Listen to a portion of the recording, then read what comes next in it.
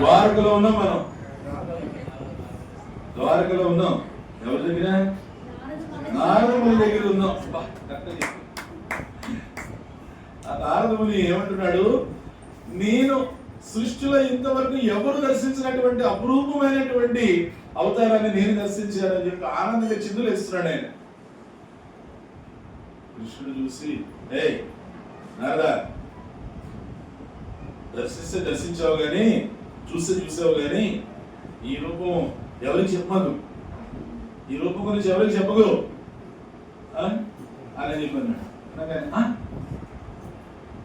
ఎవరికి చెప్పకూడదా? అదే నా బలహీనత కదా, చెప్పకుండా ఉండలేనే. నువ్వు అట్లా అనద్దు, నువ్వు ఎవరికి చెప్పకూడదు ఈ రూపం గురించి. మా ఇంట్లో వాళ్ళకి చెప్పేవాడి వాళ్ళకి కంగారు పడిపోతారు.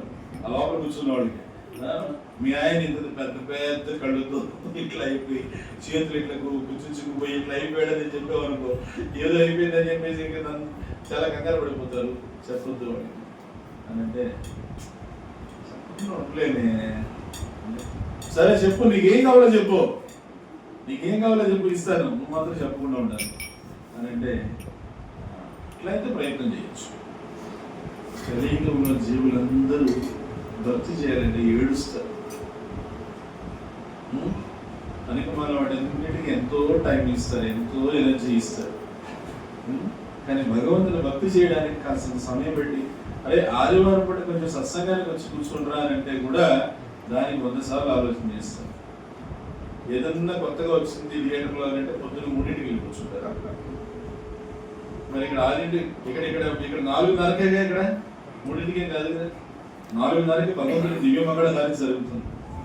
ఎవరైనా సరే ఆధ్యాత్మికతలో అభివృద్ధి చెందాలి అనుకునేవాళ్ళు first they should be serious in getting up at brahma muhurtam. ఆధ్యాత్మిక ఎవరైనా తీవ్రత పొందాలి అనుకునేవాళ్ళు బ్రహ్మ ముహూర్తంలో నిద్రలేసి భగవంతుడి దగ్గరికి రావాలి. ఇది గొప్ప అవకాశం మనందరికీ. మీరు చూడండి, కావాలంటే మిగతా మత ధర్మాల్లో కూడా మీరు చూడండి, పొద్దున్న 4:30, 5ంటికంతా శబ్దాలు వినపడతాయి. వినపడతాయి. ఆ సమయంలో ఇక్కడ భగవంతుడికి, స్వామివారికి ఇక్కడ 4:30కి దివ్య మంగళహారతి జరుగుతుంది. ఆ మంగళహారతికి రావడానికి దయచేసి ప్రయత్నం చేయండి. అట్లీస్ట్ ఆషాఢ మాసం. ఈ ఆషాఢ మాసం చాలా ప్రత్యేకమైనది, చాలా ప్రత్యేకమైనది. అందులో ఈ ఆషాఢ మాసంలోనైనా ఒక్క వారానికి ఒక్కరోజు, ప్రతిరోజు కాదు, భయపడకండి, వారానికి ఒక్కరోజు ఆ మంగళహారతి వచ్చి భగవంతుడు 10 నిమిషాలు 15 నిమిషాలు దర్శనం చేసుకుని సంతృప్తిగా వెళ్ళండి. ఆ రోజంతా మంగళకరం. మంగళహారతి అంటేనే మంగళకరం. సమయాన్ని ఆ విధంగా సద్వినియోగం చేసుకోవాలి అని నారదుడు అంటున్నారు. కలియుగంలో ఆధ్యాత్మికంగా అంత సమయం ఇచ్చి, అంత శక్తినిచ్చి ఆ విధంగా భగవంతుడి మీద ఆసక్తి చూపించేటువంటి స్థాయిలో లేదు. అందుకని వీళ్ళందరినీ ఉద్ధరించడానికి ఈ అపారమైన ఈ కరుణా స్వరూపంతో నువ్వు అవతరించి జీవులందరినీ కూడా ఉద్ధరించి వాళ్ళందరినీ కూడా అనుగ్రహించాలి.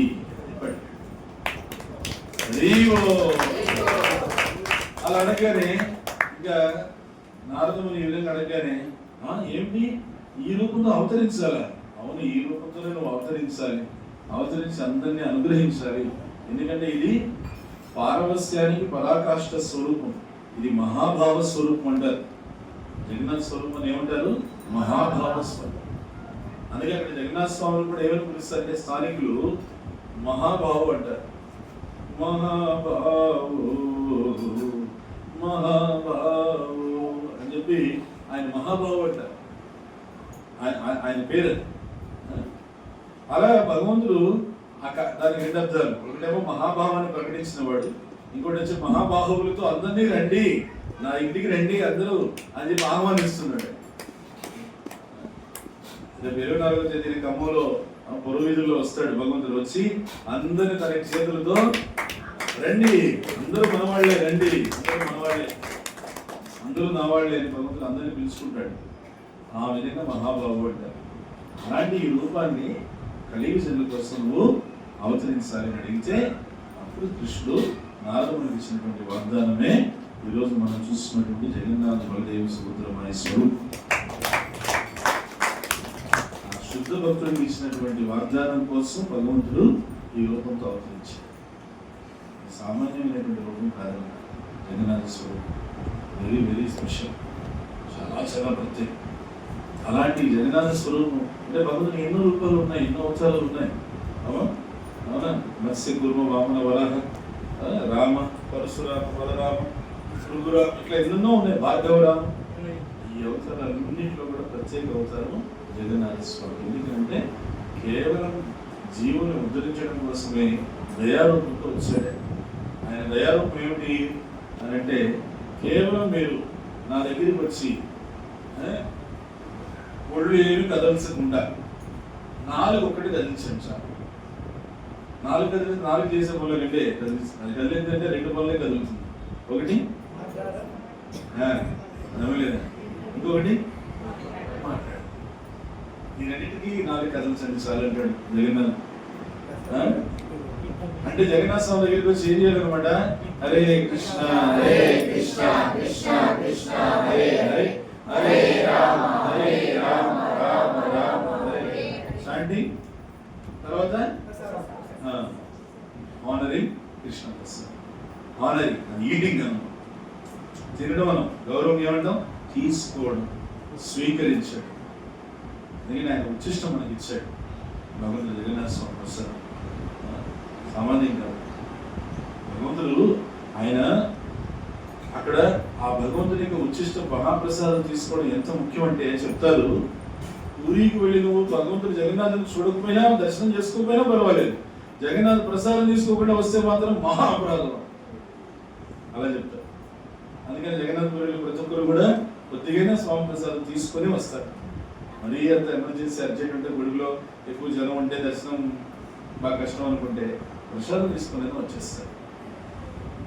అలాంటి ఆ జగన్నాథ్ పూరిలో ఒక అద్భుతం జరిగింది 1958 సంవత్సరం.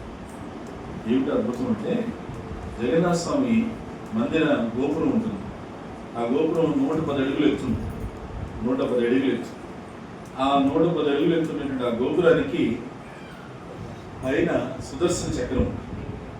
ఆ సుదర్శన చక్రం ఇంకొక 30-40 అడుగులు ఎత్తుంది గోపురం పైన. మహాసుదర్శనం. ఆ మహాసుదర్శనం ప్రత్యేకత ఏంటంటే మీరు జగన్నాథ్పూరిలో ఎటువైపోయినా వెళ్ళి చూడండి, చూస్తే ఆ సుదర్శన చక్రం మిమ్మల్ని చూస్తున్నట్టు. ఎటువైపు వెళ్ళి చూస్తాము సుదర్శన చక్రం. ఆ సుదర్శన చక్రం దగ్గర పైన జెండాలు కడతారు భగవంతునికి. జెండా అనమాట, దాన్ని జయ పతాకము అంటారు. ఏమంటారు? జయ పతాకం. మన ఇస్కాన్లో కూడా రూపాయలు శిష్యులు ఒక ఆయన ఉన్నారు. ఆయన పేరు ఏమిటి? జయపతాక స్వామి ఉన్నారు. అవునా? జయ పతాకం అంటారు అక్కడ ఉంటారు. ఆ జయ పతాకము చక్కగా ఎగురుతూ ఉంటుంది.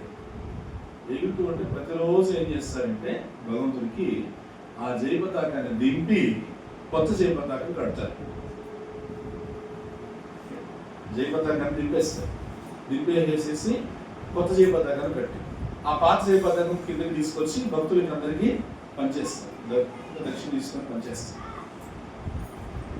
అది ఎంత శుభం అంటే మీరు జగన్నాథ్ వెళ్ళినప్పుడు కూడా జయ పతాకం తెచ్చుకోండి.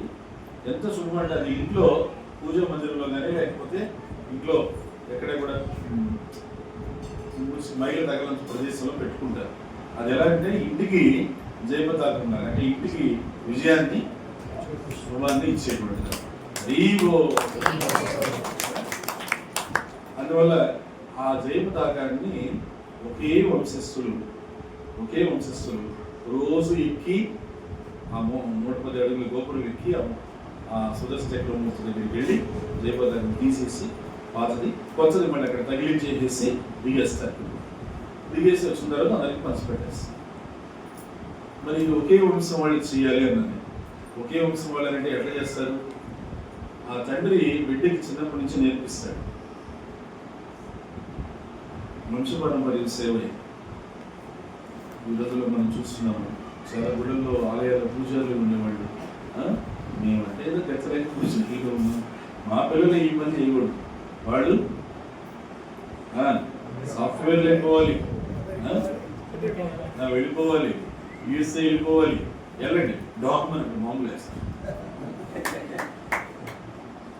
అవునా? నిజంగా నేను మీరు ఆశ్చర్యపోతారు, కోవిడ్లో మన డివోటీస్ ఉన్నారు భక్తులు. మొన్న మధ్య యుద్ధం ప్రారంభమైనప్పుడు నేనేం చేశాను, కోవిడ్లో భక్తులకు ఫోన్ చేసి ప్రభు ఏంటి పరిస్థితి, ప్రభు అక్కడ ఎలా ఉన్నారు ప్రభు ఏంటి అని అంటే ఆ భక్తులు అన్నాడు, ప్రభుజీ సిద్ధంగా ఉన్నాం, మేము సిద్ధంగా ఉన్నాం జపమాలతో.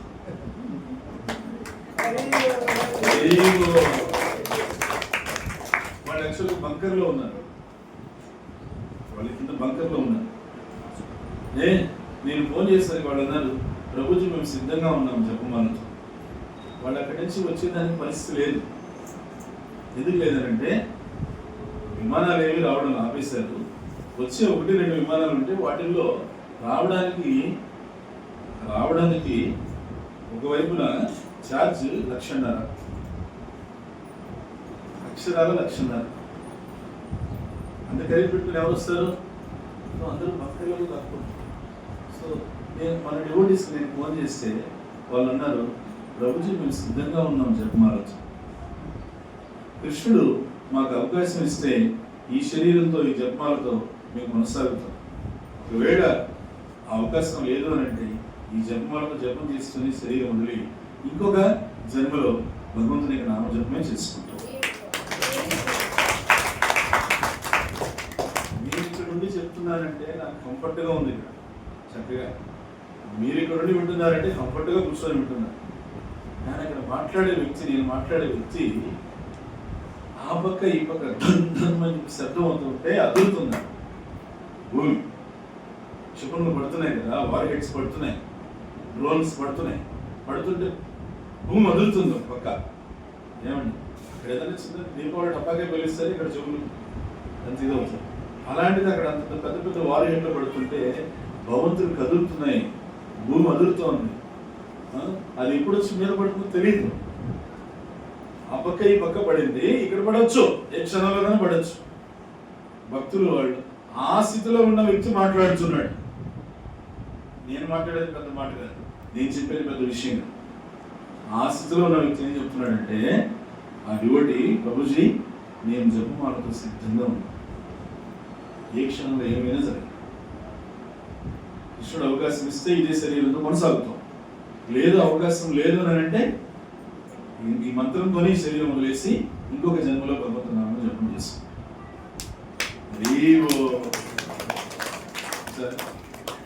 ఆయన దగ్గర నుంచి ఆ మాట విని నామం మీద నాకు విశ్వాసం పెరిగింది, కించిత్ విశ్వాసం నాకు పెరిగింది. అరే చూడు, ఆ పరిస్థితిలో ఉంటే నేను నిజంగా అట్లా మాట్లాడగలుగుతాను. మృత్యు మధ్యలో ఉన్నారు, చుట్టూ మృత్యు పడుతూ ఉంది, మామూలు పడుతూ ఉంది. అది ఎప్పుడైనా ఇక్కడ ఈ బిల్డింగ్ మీద పడితే అయిపోయింది. ఆ మృత్యు మధ్యలో ఉండి ఏం మాట్లాడుతున్నాడు ఆయన? నామంతో మేము సిద్ధంగా, ధైర్యంగా. మనకి చెవులో మాట వినపడుతుంది కదండి, భయంతో మాట్లాడుతున్నాడు, ధైర్యంగా మాట్లాడుతున్నాడు. ఆ మాత్రం we can make out, right? We can make out, by hearing we can make out. ఎంత ధైర్యంగా మాట్లాడుతున్నాడు. అరే భగవన్నామ జపం మృత్యు మధ్యలో ఉన్న మనిషికి ఇంత ధైర్యం ఇస్తుందా? ఫస్ట్ టైం విన్నాను అలాంటి మాట. నాకు నామం మీద నాకుండే విశ్వాసం కొంచెం పెరిగింది. అంటే ఆ భగవన్నామం ఆ మనిషికి ఎంత భరోసానిస్తుందో చూడండి, ఎంత భరోసానిస్తుందో చూడండి. వాళ్ళ ఛాయశక్తులా వాళ్ళ శరీరాన్ని కాపాడుకునే ప్రయత్నం చేశారు, బంకులోకి వెళ్ళిపోయి. ఇంకా తర్వాతది ఆ భగవంతుడు ఇచ్చింది. ఎందుకంటే వాళ్ళు కొట్టేటువంటి 6 గంటలు బంకులో కూడా వెళ్ళి కొడుతున్నాయి కదా. ఇదాల్లో అలానే కదా కొట్టింది, అలానే కొట్టే కదా వాళ్ళ ఇది జరిగింది. మరి భగవంతుని రాము సదా నాకు రక్ష అనేటువంటి విశ్వాసం వాళ్ళకి. అందుకే ఏమంటారంటే, ఆది మూలమే మాకు అంగరక్ష, ఆది మూలమే మాకు అంగరక్ష, శ్రీదేవుడే మాకు జీవరక్ష, మాకు అంగరక్ష, మాకు జీవరక్ష, మాకు సర్వరక్ష. అన్ని ఆయనే రక్ష. అంగరక్ష అంటే ఇంద్రియాలు, అంగాలు. ఈ ఇంద్రియాలను రక్షించాలన్నా ఆయనే. జీవరక్ష అంటే జీవుడు, ఆ జీవుడు రక్షించాలి, అది ఆయనే. సర్వరక్ష ఆయనే, సర్వరక్ష ఆయనే. ఒక్కొక్క సమయంలో ఒక్కొక్క పరిస్థితి అంతే. మీరు ఎప్పుడన్నా ఆలోచించారా? పరీక్షిత్ మహారాజు ఆయన భగవంతుడి చేత రక్షించబడ్డాడు కదా. ఏ విధంగా? తల్లి గర్భంలో, ఉత్తర గర్భంలో ఉన్నప్పుడు ఎలా రక్షించబడ్డాడు? ఆయనకు వచ్చిన ప్రమాదం ఏంటి? అశ్వత్థామ బ్రహ్మాస్త్రాన్ని ప్రయోగించారు. ఆ బ్రహ్మాస్త్రం ప్రత్యేకత ఏంటంటే తల్లిని ఏం చేయకుండా తల్లి గర్భంలోకి వెళ్ళి ఆ శిశువుని చంపి వస్తుంది. అది వచ్చేసింది తల్లి గర్భంలోకి వచ్చేసినప్పుడు వెంటనే ఏం చేశాడు భగవంతుడు? గదాధరుడై ఆ పరీక్షిత్ మహారాజు చుట్టూ ఆయన వలయాకారంలో తిరుగుతూ బ్రహ్మాస్త్రం యొక్క శక్తిని ఆపేశాడు. అవునా? అంటే అక్కడ పరీక్షిత్ మహారాజు యొక్క ప్రాణాన్ని కాపాడాడు, ఇంద్రియాల్ని కాపాడాడు, అంగాల్ని కాపాడాడు, ప్రాణాన్ని కాపాడాడు. బాగానే. అప్పుడే పరీక్షిత్ మహారాజు చూశాడు, ఎవరైనా నచ్చుకు తింటున్నాడు అని చెప్పేసి.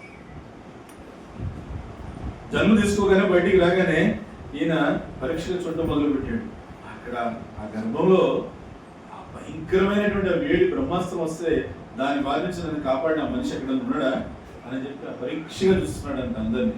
అందుకే ఆయన పేరు ఏమొచ్చింది? జాతకం ప్రకారంగా ఆయన పేరేమిటి? విష్ణురాతుడు. విష్ణురాతుడు అంటే విష్ణువు చేత రక్షించబడ్డవాడు. అది జాతకం ప్రకారంగా పేరు. ఆ పేరు ఎవరికైనా తెలుసా? ఎవరో పర్టికులర్గా చదివినవాడు తప్ప. ప్రపంచం అంతా ప్రసిద్ధి చెందినటువంటి పేరేది? జన్మతః వచ్చే పేరు సార్థకం కాలా, కర్మతః వచ్చిన పేరే సార్థకం. మన పరిస్థితి కూడా జన్మతః ఏవో పేర్లు ఉన్నాయి, అవి కాదు. కర్మతః భక్తి చేయడం వల్ల గురువు గారు మెచ్చుకొని దీక్ష పేరు ఏదైతే ఇచ్చారో ఆ పేరే సార్థకం. అంతే. ఆ విధంగా పరీక్షిత్ అనే పేరే సార్థకం. మరి పరీక్షిత్ మహారాజు పెరిగి పెద్దవాడయ్యాడు, మహాభాగవతుడయ్యాడు. చివరికి అనుకోకుండా ఒక రోజున బాగా దాహమని హరే కృష్ణ హరే కృష్ణ హరే రామ హరే రామ రామ రామ హరే హరే కృష్ణ హరే కృష్ణ కృష్ణ కృష్ణ హరే హరే రామ హరే రామ రామ రామ హరే హరే కృష్ణ హరే కృష్ణ కృష్ణ కృష్ణ హరే హరే రామ హరే రామ రామ రామ హరే హరే. దాహంతో ఉన్నప్పుడు ఆయన అక్కడ సాధువు ధ్యానంలో ఉంటే ఏం సమాధానం ఇవ్వలేదని చనిపడిపోయిన పాము తీసి ఆయన మెడలో వేశారు. అంతే. ఇది కూడా వాంటెడ్లీ చేయలేదు, అన్నోయింగ్ దర్శనం చేసి యువతలకు వచ్చేసాడు. యువతలకు వచ్చిన తర్వాత అప్పుడు ఆలోచించాడు, తప్పు పని చేశాను. ఒక సాధువు మెడలో పాము వేసేసింది, ఆయన ఏం రెస్పాండ్ అవ్వలేదని ఇలా చేయొచ్చు. అసలు ఇలా చేసేటువంటిది నేనేనా ఇలా చేసింది? భక్తులు ఇట్లా ఆలోచిస్తారు. ఇప్పుడున్న అతను పొరపాటు చేస్తే కూడా మళ్ళీ తర్వాత వెనక్కి వచ్చింది, అదే నేనేనా పొరపాటు చేసింది, అసలు నేను అలా చేసిన కూడదే, అంత తప్పైంది అని పశ్చాత్తాపడతాడు. అలా పరీక్షిత్ మహారాజు పశ్చాత్తాపడి ఆయన ఏమని కోరుకున్నాడంటే, నేను సంపాదించినటువంటి పుణ్యకర్మంతా పోవుగా, నా ఆస్తిపాస్తులన్నీ పోవుగా, నా రాజ్యం అంతా పోవుగా, ఎంత పొరపాటు చేస్తాను అని అలా తనను తానే నిందించుకున్నాడే. ఇందులో ఆయనకు విషయం తెలిసింది ఏమని, ఆయన సామీక ఋషి అని, ఆయన కుమారుడు శృంగి అని. శృంగి ఎప్పుడైతే వచ్చి తండ్రి మెడలో చనిపడిపోయిన పామును చూశాడో దాన్ని వెంటనే తీసేసి ఈ విధంగా వేసినాడు ఎవడో వాడు వారం రోజుల్లో ఈ పాము పాడి చేత మరణిస్తాడని శపించేశాడని ఆయనకి తర్వాత తెలుసు. తెలియగానే పరీక్షిత్ మహారాజు ఆ శాపాన్ని వినగానే శాపానికి ప్రతిశాపం ఇచ్చేంత శక్తి ఉంది ఆయన దగ్గర, కానీ ఇవ్వలే. ఇదేదో నా మంచికే జరిగింది, కానీ ఇంకా 7 రోజుల్లో నేను వెళ్ళిపోవాలి, అంతే కదా. 7 days నా టైం, ఇంక లేదు. 7 రోజుల తర్వాత ఇంక పరీక్షిత్ మహారాజ్ అనేటువంటి వాడి పేరేమన్నా ఉంటుందేమో కానీ శరీరం అయితే ఉండదు. ఇక్కడ నాకు అర్థమైంది కాబట్టి అడ్రస్ చెప్పండి, డ్యూటీ. నేను ట్రైన్ తిప్పుతానే వీళ్ళు వచ్చారు, బెంగళూరు బళ్ళారి నుంచి వచ్చారు. అడ్రస్ అడ్రస్ కరెక్ట్గా అడ్రస్ చెప్పండి, వస్తారు. ఏమి మరి పరీక్షిత్ మహారాజు ప్రతిశాపం ఇచ్చే శక్తి ఉన్నా ఇవ్వలేదు. 7 రోజుల్లో వెళ్ళిపోతారనేది ఖాయం. ఇప్పుడు 7 రోజుల్లో ఆయన ఏం చేయడానికి సిద్ధమయ్యాడు? గంగానది తీరానికి వెళ్ళి అడిగాడు, నేను 7 రోజులు ఏం చేయగలను? గుళ్ళు గోపురాలు కట్టించమంటారు, కట్టించగలే. రాజు తలుచుకుంటే కొన్ని యజ్ఞలేఖలు చేయమంటారు, దాన ధర్మాలు ఏమైనా చేయమంటారు, కొన్ని వేదాధ్యయనాలు ఏమైనా చేయమంటారు, ఏం చేయమంటారు? 7 రోజుల్లో నేను నా జీవిత పరిపూర్ణతను సాధించాలంటే నేను ఏం చేయాలి? ఇవన్నీ కాదు, గుళ్ళు గోపురాలు కట్టించేది, వేదాధ్యయనాలు, యజ్ఞాలు, యాగాలు, దానాలు, ధర్మాలు, ఇవన్నీ కాదు. మరి మీరు శ్రద్ధగా ఏకాగ్రతగా శ్రీమద్ భాగవతాన్ని శ్రవణం చేయాలి. అనగానే సరే 7 రోజుల్లో నేను వెళ్ళిపోతున్నాను, నేను భాగవతం శ్రవణం చేయడానికి సిద్ధంగా ఉన్నాను చెప్పేవారు ఎవరు? నువ్వు హృదయపూర్వకంగా ప్రార్థన చేయి, భగవంతుని పంపిస్తాడు. ఆయన హృదయపూర్వకంగా ప్రార్థన చేస్తాడు. ప్రార్థన చేయగానే అకస్మాత్తుగా ఆయనకి భూమి మీద 2వ సూర్యుడు కనిపించాడు. చూస్తే ఆకాశంలో ఒక సూర్యుడు, భూమి మీద ఒక సూర్యుడు. చూస్తే సూర్యుడు లాగా వస్తున్నాడు ఎవరో, అంత తేజస్తో, సూర్య ప్రభ తేజస్తో వస్తున్నాడు. దగ్గరికి వచ్చిన తర్వాత చూస్తే ఎవరైనా సుఖదేవ గోస్వామి, అంత తేజస్తో వచ్చాడు. అప్పుడు సుఖదేవ గోస్వామి కూర్చొని నేను చెప్తాను పార్వతి కూర్చున్నాడు. పరీక్ష చక్కగా విన్నారు. విన్న తర్వాత 7 రోజులు పూర్తయింది. ఆ 7 రోజులు పూర్తయ్యే లోపల ఇప్పుడు చెప్పండి, 7 రోజులు పూర్తయ్యే సమయానికి ఆ తక్షకుడు అనేటువంటి పాము వచ్చింది. తక్షకుడు అనేటువంటి సర్పం వచ్చి, ఆ తక్షకుడు అనే సర్పం పరీక్షిత్ మహారాజుని కాటేయడానికి సిద్ధం. ఎప్పుడైతే తక్షకుడు అనే సర్పం పరీక్షిత్ మహారాజుని కాటేయడానికి సిద్ధమై వచ్చేసింది దగ్గరికి, కాటేసేసి ఇప్పుడు కృష్ణుడు కాపాడలేదా? కృష్ణుడు కాపాడలేదా? మరి కృష్ణుడు రక్షిస్తాడు అంటారుగా, కాపాడాడు. ఎక్కడ? గోలోకం తీసుకెళ్ళాడు.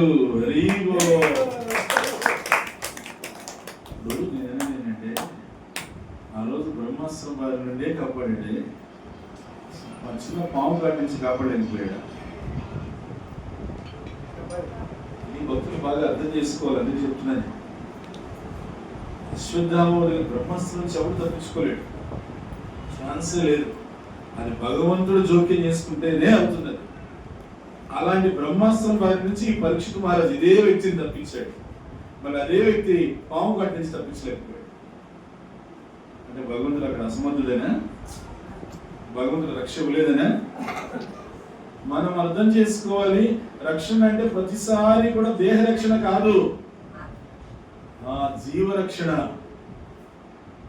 ప్రతిసారి అంగరక్ష కాదు, భగవంతుడు ఇచ్చే అసలైన రక్ష జీవరక్ష.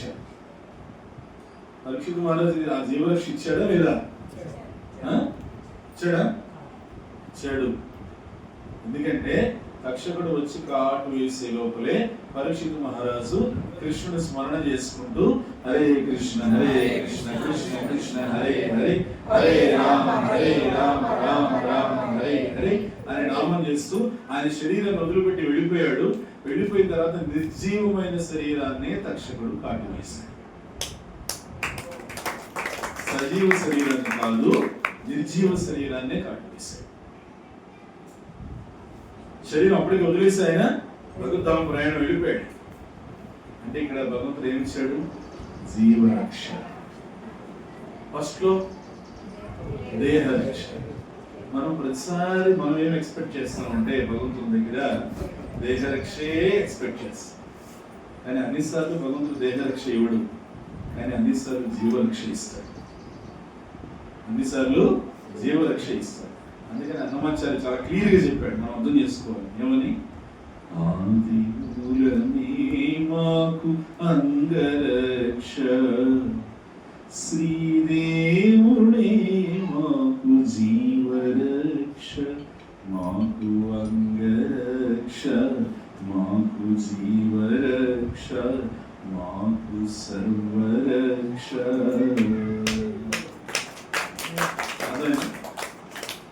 కొన్నిసార్లు దేహరక్ష ఇవ్వకపోవచ్చు, కానీ జీవరక్ష గ్యారంటీ ఖచ్చితంగా భగవంతుడు ఇస్తాడు. ఏమిటా జీవరక్ష? అంతకాలేశ మామేవ స్మరన్ ముక్త్వా కళేవరం యప్రయాతి సమద్భావం యాతి నాస్త్యత్ర సంశయం. ఈ రక్ష భగవంతుడు ఎలా ఇస్తాడంటే ఆ నామాన్ని మనకి గుర్తు చేపిస్తాడు. ఆయనే గుర్తు చేపిస్తాడు. ఈ ప్రపంచంలో భగవంతుడు చేసిన ఏర్పాటు మీరు కనుక జాగ్రత్తగా గమనిస్తే ఆ నామాన్ని అన్ని దశలలో కూడా మనం మర్చిపోకుండా ఉండే విధంగా ఏర్పాటు చేసి పెట్టాడు భగవంతుడు ఇక్కడ ఈ ప్రపంచం.